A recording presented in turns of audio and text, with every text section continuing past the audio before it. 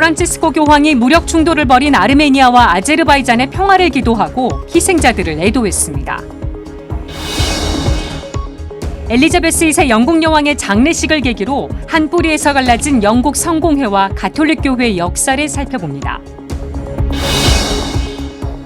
서울대교구 주교자 명동본당 신자들이 순교자 성월을 맞아 서울대교구 내 순교 성지를 도보로 순례했습니다.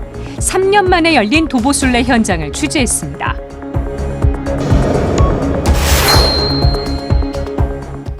시청자 여러분 안녕하십니까? 9월 19일 월요일 CPBC 뉴스 시작하겠습니다. 아르메니아와 아제르바이잔이 평화협정을 맺은 지 2년 만에 또다시 무력 충돌을 벌였습니다. 다행히 지금은 충돌을 멈췄지만 여전히 상황은 불안합니다.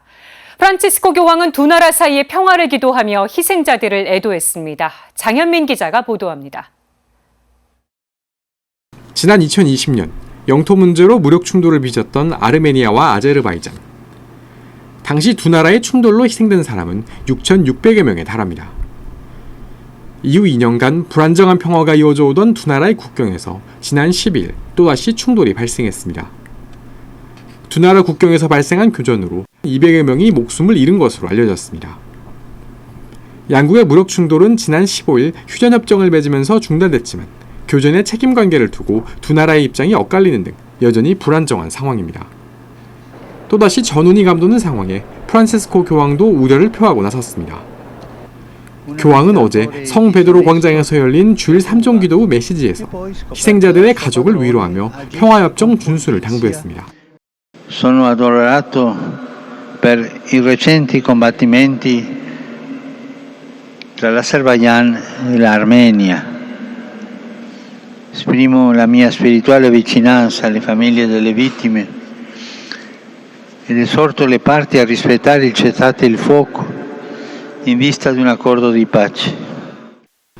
교황은요, 무기가 침묵하고 대화가 시작될 때 평화가 가능하다며 우크라이나 등 전쟁으로 고통받는 모든 지역을 위해 기도했습니다. Non dimentichiamo la pace è possibile quando tacciono le armi e incomincia il dialogo. E continuiamo a pregare per il martoriato popolo ucraino e per la pace in ogni terra insanguinata dalla guerra.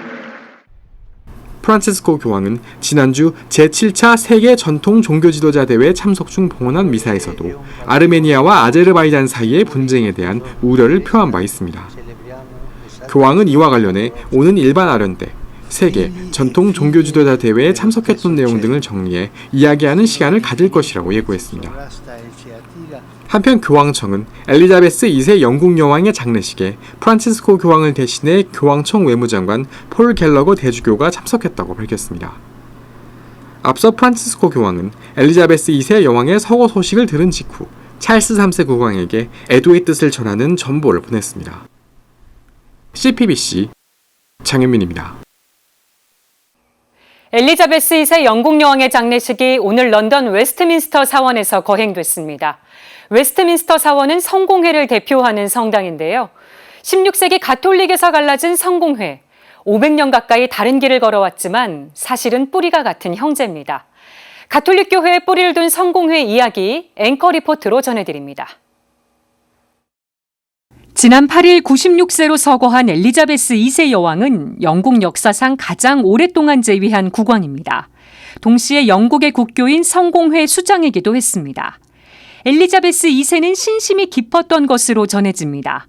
2002년 여동생 마거릿과 어머니의 죽음으로 힘든 시간을 보냈을 때 신앙으로 어려움을 극복했다고 털어놓기도 했습니다. 여왕은 그해 성탄절 메시지에서 좋을 때나 나쁠 때나 자신이 신앙에 얼마나 의존하는지 알고 있다며 옳은 일을 하려고 노력하고 주어진 하루에 최선을 다하고 하느님을 신뢰하는 것이 인생을 사는 유일한 방법이라고 말했습니다. 성공회의 역사는 16세기로 거슬러 올라갑니다. 당시 헨리 8세는 형이 죽은 뒤 형수 캐서린과 결혼했지만 캐서린이 아들을 낳지 못하자 이혼을 원했습니다. 하지만 교황 클레멘스 7세는 가톨릭 교리에 따라 이혼을 허락하지 않았습니다. 결국 헨리 8세는 의회의 동의를 받아 이혼하고 교황청과의 단교를 선언합니다.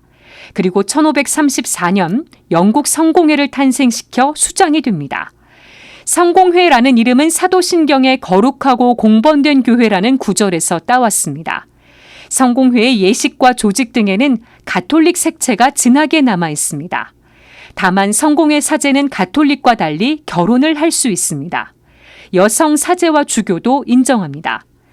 가톨릭과 성공회의 재결합 노력은 20세기 들어 꾸준하게 이어졌습니다. 가톨릭 교회는 1960년대 제2차 바티칸 공의회를 계기로 그리스도교 일치 운동에 본격적으로 참여했습니다. 그리스도교 일치를 위한 노력과는 별도로 성공회 전례를 유지하면서 가톨릭 신자가 되길 원하는 사람이 늘자 전임 교황 베네딕토 16세는 2009년 교황령 성공회 신자단체를 발표했습니다. 이에 따라 자치단에 들어간 성공회 사제와 신자들은 성공회 전례를 유지하면서도 가톨릭 일원으로 살아갈 수 있게 됐습니다. 성공회 성직자의 가톨릭 개종도 잇따르고 있습니다. 지난해엔 영국 성공회 조너선 구달 주교와 미카엘 나지르 알리 주교가 가톨릭으로 개종했습니다. 성공회에서 가톨릭으로 개종한 뒤 추기경에 서임된 존 헨리 뉴먼 추기경은 2019년 성인으로 추대되기도 했습니다. 우리나라에 성공회가 들어온 건 130여 년 전입니다. 1890년 선교사의 입국으로 성공회가 전파됐고 현재 5만 명이 넘는 신자가 있습니다. 대한성공회와 가톨릭교회를 포함한 한국그리스도교는 2002년 한국그리스도인 일치운동에 이어 2014년 한국그리스도교 신앙과 직제협의회를 창립하고 갈라진 그리스도교의 일치를 위해 힘을 모으고 있습니다.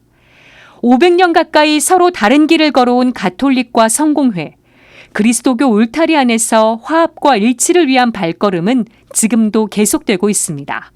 지금까지 앵커 리포트였습니다. 9월 순교자 성월 의미 있게 보내고 계신가요? 서울대교구 주교자 명동본당 신자들이 순교자 성월을 맞아서 서울대교군의 순교 성지를 도보로 순례했습니다. 500명이 넘는 신자가 참여해 순교자들의 넋을 기렸습니다.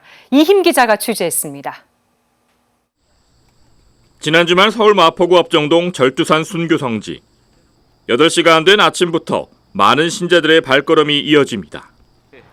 명동본당이 주최한 도보성지 순례, 기도로 걷는 순례길의 참가자들입니다. 명동본당이 도보성지 순례에 나선 건 코로나19 이후 3년 만입니다. 이번 순례는 순교자 성호를 맞아 신자들이 기도와 땀을 봉헌함으로써 선조 신앙인들의 순교 정신을 기리기 위해 마련됐습니다. 또한 코로나19로 침체된 본당 공동체의 활성화와 더불어 기도로 하나 되는 신앙 공동체를 위한 지향으로 기획됐습니다. 주님의 기도와 순례자의 기도를 봉헌한 뒤 절두산 순교 성지를 출발한 신자들은 묵주 기도를 바치며 새남터로 발걸음을 옮깁니다.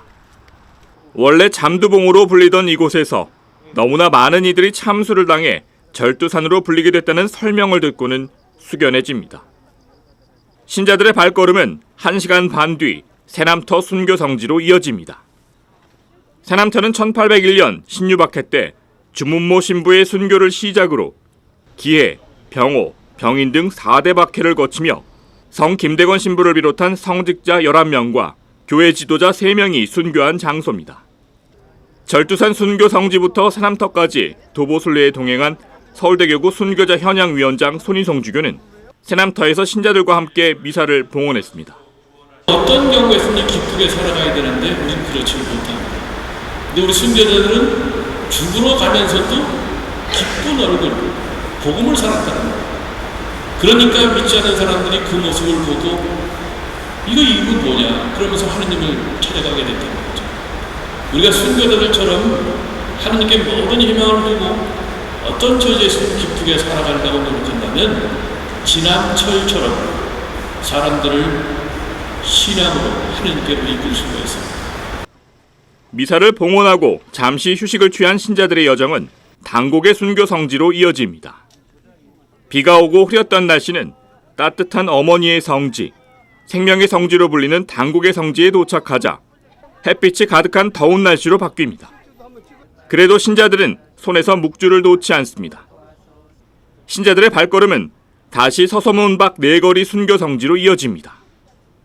서서문은 한국 103위 순교 성인 중 44위, 124위 복자 가운데 27위가 순교한 단일 장소에서 가장 많은 성인과 복자가 탄생한 한국교회 최대 순교지입니다. 순교 성인과 복자들의 어리서린 서소문에서 신자들은 서소문 성지 역사 박물관의 특별 기획전을 관람하며 순교자들의 삶과 신앙을 조금 더 생생히 묵상합니다.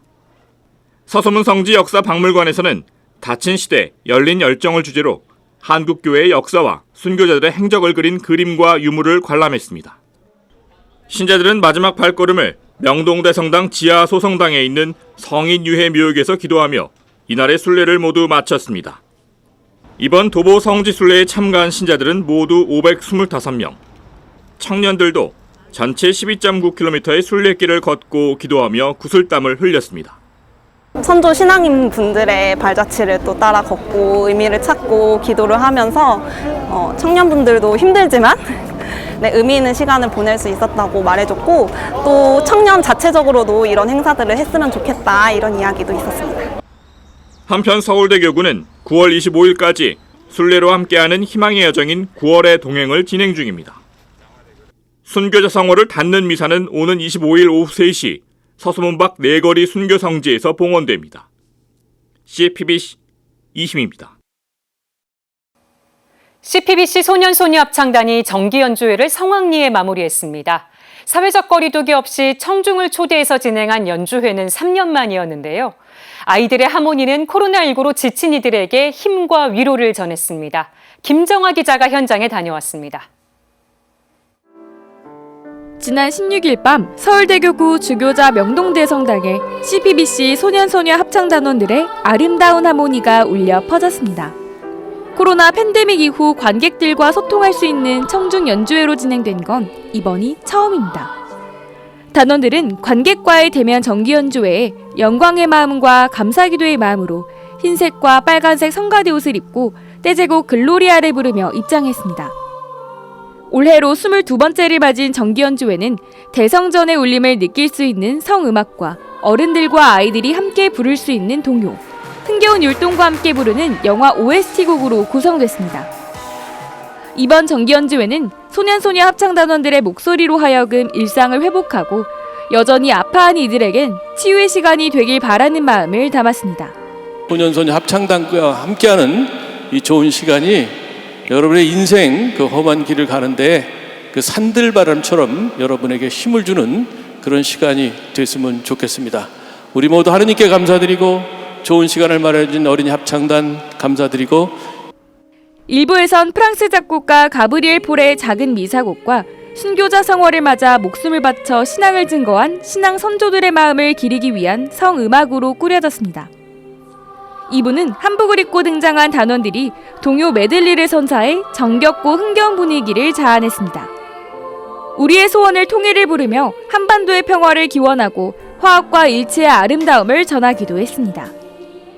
3부에선 다채로운 장르의 영화 OST 음악이 대성당에 울려 퍼졌습니다. 관객들은 단원들의 깜찍한 율동과 함께 듣는 영화 OST에 환호와 박수를 보냈습니다. 제가 무대에 설 때 가장 행복한 게 아이들과 함께여서입니다. 아마 우리 아이들도 그럴 거라고 생각합니다.